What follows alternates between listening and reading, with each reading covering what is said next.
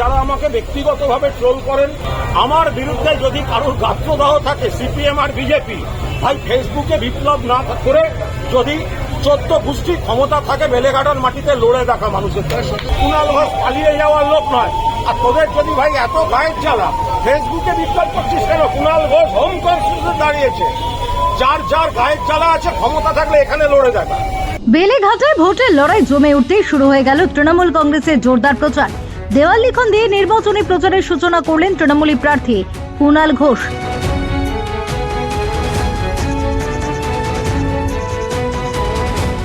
এলাকার বিভিন্ন প্রান্তে নিজের নাম ও দলের বার্তা তুলে ধরতে রঙের তুলিতে ব্যস্ত হয়ে পড়েছেন কর্মী সমর্থকেরা।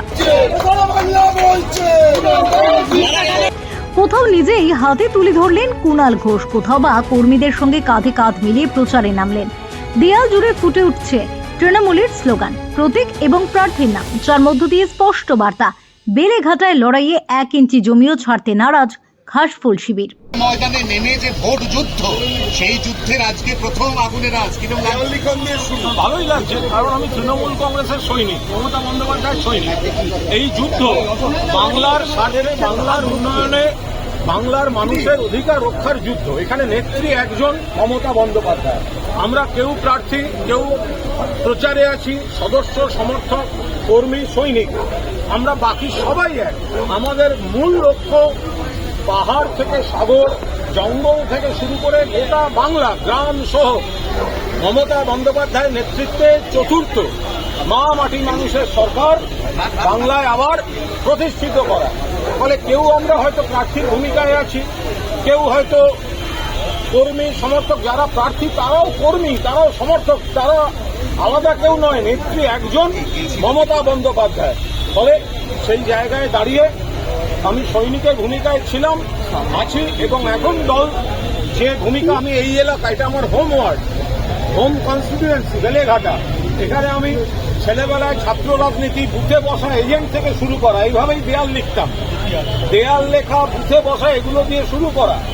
ফলে হোম কনস্টিটিউয়েন্সিতে এই দায়িত্ব পেয়ে নিশ্চিতভাবে ভালো লাগছে। মাথার উপর মমতা দি আছেন, অভিষেক আছে, আর এখানে আমাদের বিধায়ক পরেশ পাল আছেন এবং আমাদের 8টি ওয়ার্ডের 8 জন কাউন্সিলর এবং দলের একাধিক সিনিয়র নেতা তারা রয়েছেন, তারাই আমাকে গাইড করবেন। এটা অন্য প্রশ্ন, সেটা হচ্ছে নন্দীগ্রামে পবিত্র করকে দাঁড় করানো নিয়ে আজকে সকালে দিলীপ ঘোষ বলেছেন যে যেহেতু নন্দীগ্রামে মমতা বন্দ্যোপাধ্যায় আর যাবেন না, কারণ ন্যাড়া বেলতলায় একবার যায়, পবিত্র বাবুকে টেনে নেওয়ার অর্থ হচ্ছে ওদের প্রার্থীর ঘাটতি আছে এবং সেই কারণে দিলীপ ঘোষ আত্মঘাতী গোল করছেন।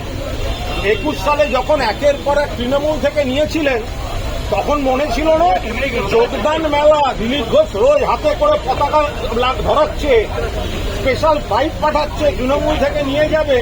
আজকে যখন বিজেপিতে থাকা মানুষরা বলছে বিজেপি বাংলার শত্রু, তারা তৃণমূলে চলে আসছে, তখন দিলীপ বাবু, ও দিলীপ বাবু, তোমার কোন কোন জায়গা ব্যথা গো, কোন কোন জায়গা ব্যথা?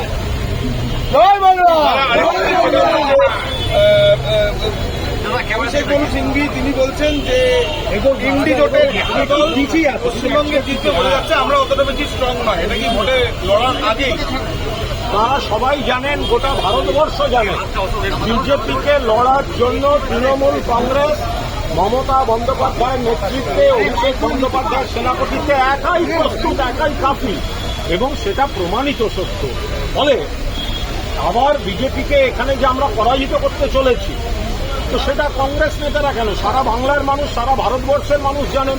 আর কংগ্রেসের যেখানে দায়িত্ব ছিল বিজেপিকে রোখা, মহারাষ্ট্র, দিল্লি, হরিয়ানা, বিহার, সেখানে কংগ্রেস ফেল করেছে। আর এখানে বাংলায় মমতাদির নেতৃত্বে তৃণমূল কংগ্রেস বিজেপিকে উঠে দিচ্ছে।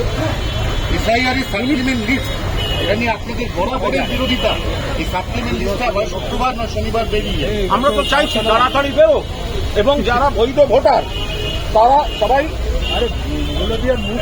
তারা সবাই, আমরা চাইছি এইসব তাড়াতাড়ি বেরিয়ে যাক। যারা বৈধ ভোটার তাদের কেন হ্যারাস করা হচ্ছে? তার বাবা বন্দ্যোপাধ্যায় লিখতেন, ছেলে ব্যানার্জি লেখে, কে জের পর ডবল ই লেখে, কে জের পর আই লেখে, এগুলো দিয়ে মানুষকে হ্যারাস করা হচ্ছে, মানুষের ভোটাধিকার কেড়ে নেওয়া হচ্ছে। আমরা চাই অবিলম্বে এই সাপ্লিমেন্টারি লিস্ট বেরোক এবং বাংলার প্রতিটি বৈধ ভোটার তারা আবার ভোটার লিস্টে ফিরে আসে। দিলীপ ঘোষ বলছেন মমতা বন্দ্যোপাধ্যায় কার বিরুদ্ধে লড়বেন সেটা বুঝতে পারছেন না, কখনো কমিশনের বিরুদ্ধে, কখনো আদালতের বিরুদ্ধে, আবার কখনো কেন্দ্রীয় বাহিনীর বিরুদ্ধে।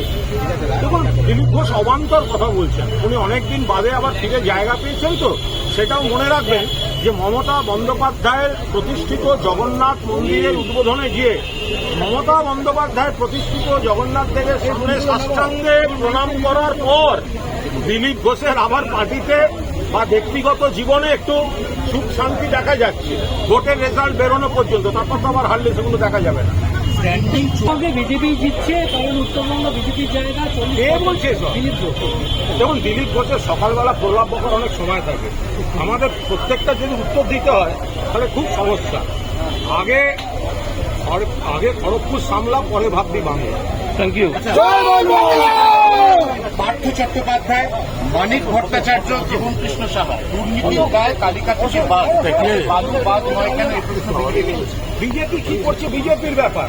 বিজেপি এই ধরনের প্রশ্ন তোলার কোনো অধিকার নেই, কারণ বিজেপি পশ্চিমবঙ্গ, আসাম থেকে শুরু করে, মহারাষ্ট্র থেকে শুরু করে, কর্ণাটক থেকে শুরু করে বিভিন্ন রাজ্যে অন্য দলের যাদের বিরুদ্ধে দুর্নীতির অভিযোগ আনত, সিবিআই দাবি করত, গ্রেপ্তার দাবি করত, তাদেরকেই তো তারা দলে নিয়ে বড় বড় পদ দিয়ে বসে আছে। আজকে জোড়া আসন কাকে দিচ্ছে তার নারদার ঘুষকাণ্ডের ভিডিও তো বিজেপির পার্টি অফিস থেকে প্রকাশ করা হয়েছিল, তৃণমূল তো প্রকাশ করেনি। তাহলে বিজেপি আসামে ওই হেমন্ত বিশ্ব শর্মা বা মহারাষ্ট্রে সারা দেশে যাদের বিরুদ্ধে কোটি কোটি টাকার অভিযোগ এনেছে, কেলেঙ্কারি বলেছে, অ্যারেস্ট দাবি করেছে, ভিডিও দেখিয়েছে, তাদেরই পরবর্তীকালে দলে নিয়েছে। ফলে বিজেপি বেশি প্রশ্ন করবেন না, পড়ে তো আছেন এদিক ওদিক সব দল বদলু কয়েকটাকে নিয়ে, নইলে ওই পার্টির আছে কি সিপিএম এর ভোট আর কয়েকটা ধান্দাবাজ দল বদলু। শেষ প্রশ্ন, বিরোধীদের কিছু কি দেখছেন? মার্জিন কত প্রত্যাশা করছেন? দেখুন, বিরোধী এটা তো একটা গণতান্ত্রিক পরিবেশ, সবাই যে দল যারা প্রার্থী দেবেন তারা লড়বেন। আমি শুধু এটুকু বলে রাখি, যারা আমাকে ব্যক্তিগতভাবে ট্রোল করেন, যে কজন বিজেপি বা সিপিএম এর নেতা নেত্রী, বালির এক নেতৃত্ব দেখলাম আমার উপর খুব রাগ হচ্ছে। আরে ভাই, কুণাল ঘোষ কেন তো কোনো অন্যায় করেনি, আদালতও জানে, সেই জন্য মাথা উঁচু করে দাঁড়িয়ে আছে। মমতা ব্যানার্জি, অভিষেক ব্যানার্জির শুভেচ্ছা নিয়ে জনতার দরবারে লড়ছে।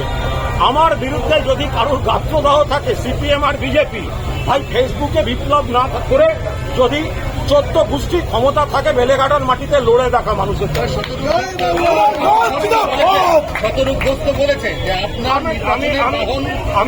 আমি আবার বলছি, আমি কোনো চারানার ভোট ময়দান থেকে পালিয়ে যাওয়া নেতাদের কথার উত্তর দিই না। আমি জানি যে আমার অনেক ঝড় জলের মধ্যে দিয়ে অগ্নি পরীক্ষা দিয়ে আসতে হয়েছে, কিন্তু মাননীয় মমতা বন্দ্যোপাধ্যায় বড় আস্থা রেখেছেন আর ঈশ্বর জানেন আমি কেন তো কোনো অন্যায় করিনি। এবার তফাৎটা বুঝুন, একটা ছেলে তিনবার হেরে ভোটের থেকে পালিয়ে গেল, আর আমি যাবতীয় বিতর্ক ফেস করে অগ্নি পরীক্ষা দিয়ে জনতার দরবারে এসে দাঁড়িয়েছি। কুণাল ঘোষ পালিয়ে যাওয়ার লোক নয়। আর তোদের যদি ভাই এত গায়ের জ্বালা, ফেসবুকে বিপ্লব করছিস কেন? কুণাল ঘোষ হোম কনস্টিটিউশনে দাঁড়িয়েছে। যার গায়ের জ্বালা আছে, ক্ষমতা থাকলে এখানে লড়ে দেখা। দেওয়াল লিখনের মধ্য দিয়ে শুধু প্রচার নয়, বরং মানুষের সঙ্গে সরাসরি সংযোগ গড়ে তোলার চেষ্টা করছে তৃণমূল। কর্মীদের উৎসাহ উদ্দীপনাও ছিল চোখে পড়ার মতো। রাজনৈতিক মহলের মতে বেলেঘাটা এবার হতে চলেছে হাই ভোল্টেজ কেন্দ্র, আর সেই লড়াইয়ের শুরু থেকেই নিজেদের শক্তি প্রদর্শনে মরিয়া তৃণমূল কংগ্রেস। এখন দেখার এই প্রচারের ঝড় শেষ পর্যন্ত ভোটের ফলাফলে কতটা প্রভাব ফেলে। Bureau report, GI.